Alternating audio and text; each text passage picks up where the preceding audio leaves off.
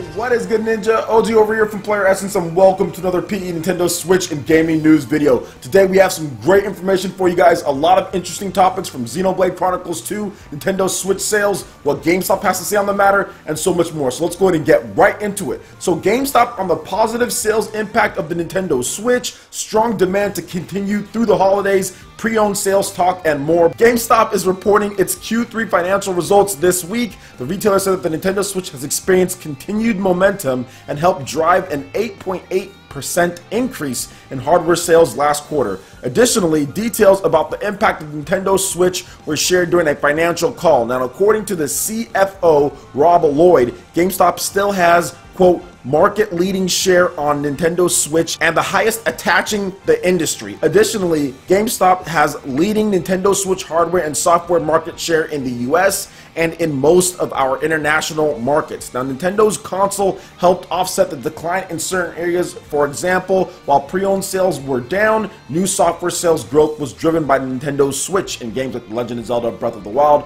Super Mario Odyssey, and more. Now, Lloyd also said that in the call, the demand is still strong, and GameStop anticipates, quote, continued strength in demand for the Nintendo Switch through the holiday season. GameStop expects its Q4 hardware sales to be driven by the Nintendo Switch. But I do want to talk about this because it's interesting to see so many people still going to GameStop after all of the weird practices that they do, and I thought that there would be more if this is to be believed as far as what GameStop is saying, because you can't just 100% believe everything they say, I guess, but maybe we'll take their word for it as far as this goes. It seems like the Best Buy Gamers Club maybe isn't getting as much uptake as maybe it should, because that's probably their main competition at this point. There's not really any specialty stores outside of GameStop in the US. Really, there's just GameStop. You have some mom and pop stores that are in certain towns, but that's nothing compared to what GameStop makes or anything like that. So the only real competition when it comes to, when we're talking about like brick and mortar stores, not Amazon, is Best Buy.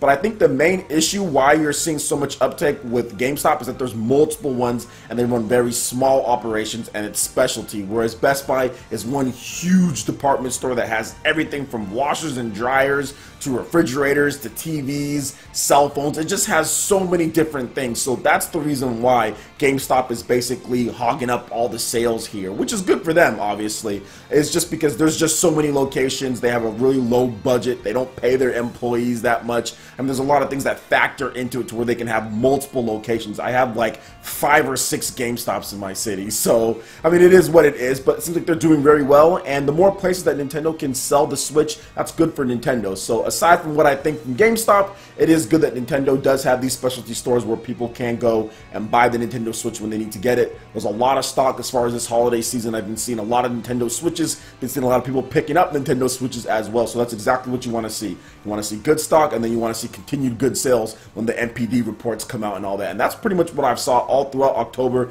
and what I'm seeing in November as well. So what do you guys think about what GameStop had to say in addition to the Nintendo Switch kind of driving their operations and business? Let me know in the comment section below. Alright, I'm moving into the next article here. Xenoblade Chronicles 2 gets some brand new screenshots, overview of the Lothlorien and Temperantia and Tantal areas and locations. So we've got some more environmental screenshots for Xenoblade Chronicles 2, and the latest images show off all the different places that I just said, plus we have some details. Those are not the easiest to pronounce, but I think you'll get the hang of it once you keep on saying it over and over. I'm going to go ahead and read off some overviews of each land here. So Lothlorien, the area includes Fonset Village, where Rex grew up. It's actually a vast series of island titans and small villages connected by bridges and tunnels through the Cloud Sea. Then you have Temperantia, a demilitarized zone between Uraya and Mor Ardain. Both countries have armed garrisons stationed there. Then you have the Kingdom of Tantal. Little is known about Tantal or its titan Genbu.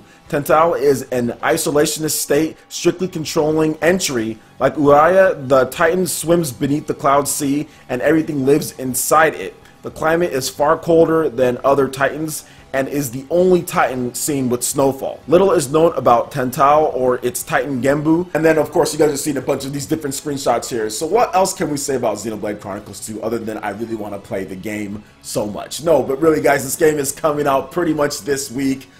Today is Sunday, man, and it's going to be here Friday, so less than a week, man. It's going to be coming out. It's going to be Xenoblade Chronicles 2 time, and I have to just applaud the developers once again for the graphics improvements, for the gameplay improvements. Everything just looks so clean. Everything looks super fun. I've been playing Skyrim like crazy. I actually played Skyrim so much it froze. Like, I was playing so much all day, it froze. So I actually stopped to make these videos, man. So it's one of those things to where the portable play and also with the TV play, I feel that Xenoblade is going to be just like Skyrim, to where it's just going to be that perfect game because of the pace of the game, because of the style of the game, because of the side quests, all the stuff that you can do. That just lends for it to be perfect and for your Switch to be on all the time. Now, I do feel that with Xenoblade Chronicles 2 and with these environments and what they're doing here, this is probably going to be one of the best RPGs that's ever made. I'm looking at it, guys, and I know it's early before we can even say anything. And look, I'm not basing it on any type of review score or anything like that. I'm just basing it on what I've seen, what like the gameplay is like in previous Xenoblade Chronicles games. And this game is just looking absolutely beast here with the environments, with the gameplay, with the combat. Everything is looking so good. And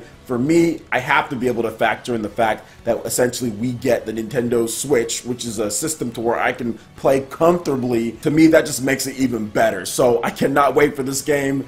Obviously, you guys know I'm hyped for it. What do you guys think about these new screenshots here? Let me know your thoughts in the comment section below. Alright, and moving into the last article here. An NPD analyst says that the Nintendo Switch is on pace to exceed Wii sales by 20% in the first 10 months and predicts potential market shares. So just to kind of get an idea of how well the Nintendo Switch is doing, we've gotten to see some figures here and there, and obviously the Nintendo Switch is doing good. But the following insight comes from US video games industry analyst of NPD Group, Matt, and I cannot say his last name, it's hard to say, it's just called Matt P. I'll have a link to his Twitter account in the comment section below. So here's what he had to say on the matter. Quote, Switch is on pace to exceed Wii by 20% plus over the first 10 months of sales. The thing is though, the Nintendo Switch from a demographic and usage basis is nothing like the Wii. It's much more a core gamer console than anything Nintendo has done since maybe the Nintendo GameCube.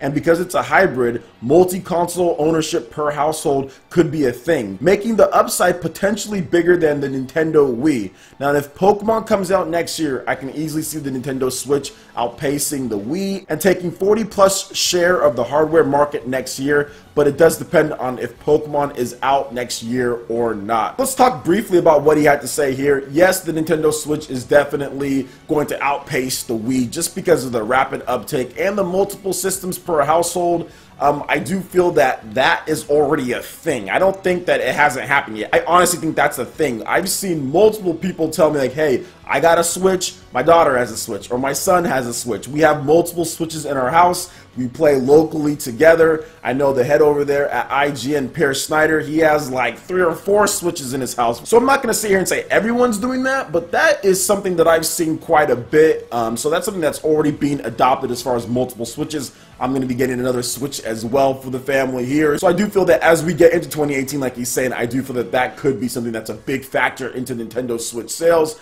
Now, another thing that I want to talk about is as far as how he said that it's much more of a core gamers console. Demographics are definitely different. Nintendo has identified what their demographic is. They said it's like the 25 to 34 in that range, maybe even in the 40s as well. Even in the 40s as well as the type of people who are playing those type of games. So that's kind of what's going on with the Nintendo Switch right now, man. I mean, it really is a core gamers console because you do have Zelda, you do have Super Mario Odyssey, you have stuff like Disgaea, Super Bomberman R. These are all the games that core gamers are going to want to play, core gamers really love and are going to pick up. So the Nintendo Switch is really calling to them, and I think Nintendo's trying to find ways to get some of the gamers outside of that. So I think Animal Crossing is definitely going to be part of that. Pokemon is going to help a little bit. That's going to be for core gamers. But I also think Pokemon Go is going to be a big factor into that as well, as far as grabbing some of that outside base out of the normal demographics. So he's definitely right about that, but that's really cool. You're seeing that the hardcore gamers are picking it up, the hardcore gamers are buying the games, and the Nintendo Switch is going to continue to get games